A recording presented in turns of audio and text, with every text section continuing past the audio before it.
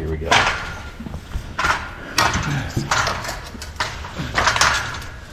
All right, so what happens when you're getting ready to go on your annual Moab trip and you think to yourself when you're out on the trail, I wonder if any bolts have shook loose?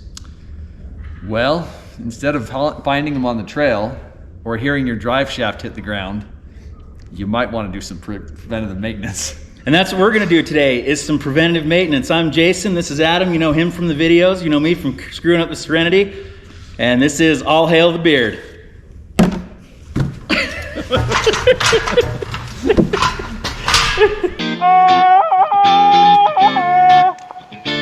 There goes the Serenity.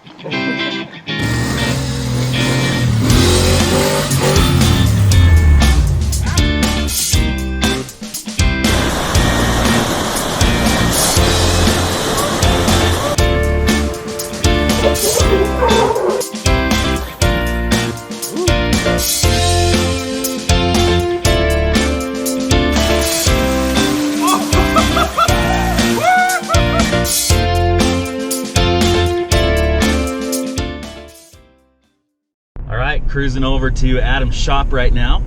We're gonna get ready to do our Moab trip. It's an annual trip that we do, and the purpose of today is we're gonna go and get the Jeeps ready. We got a few things. Adam and I have both done some pretty significant modifications to our Jeep. We'll talk about that later.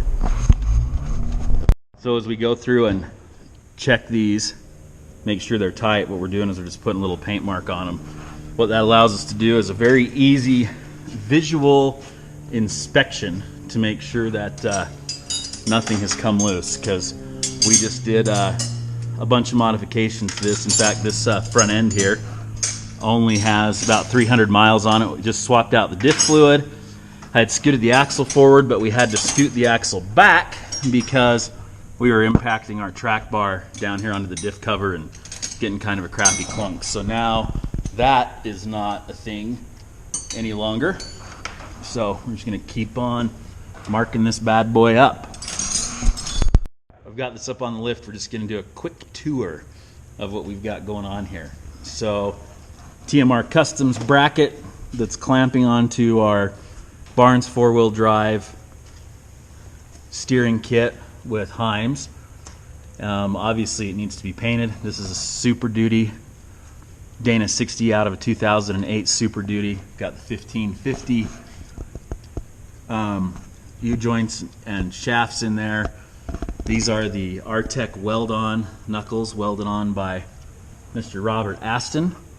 Then that is a stock ported by Redneck Ram steering box into a factory Pitman arm that comes down. We've got the PSC 8-inch ram, the PSC high volume pump, the PSC cooler, which is right there.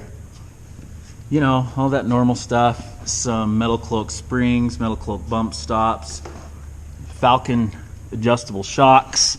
We've got a Dynamax exhaust loop that's welded in right here, and that goes into Driveline Tech drivelines. We got 1350s, double cardon joint up there.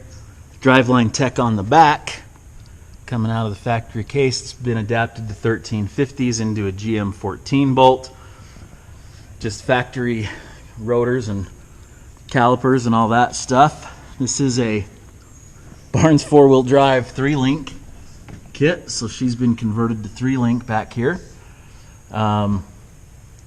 Artec truss on the 14 bolt.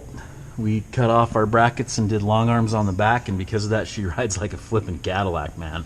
Metal cloak 4.5-inch springs, and then just some metal cloak bump stop pads. So 538s and a Yukon Grizzly locker. Then we have a carbon 4x4 stage 4 or 3, whatever it is, track bar. Got our own custom modified track bar drop bracket into the Artec 14 bolt JK conversion kit on the back of this. Some more Falcon adjustables On the back, got all kinds of great droop and flex and all those kind of things that you want. 39-inch BFG KM2s and a whole bunch of body damage on my body mount rock sliders that have actually been super good. And dented up everything under here, yada yada, and that's what we got underneath.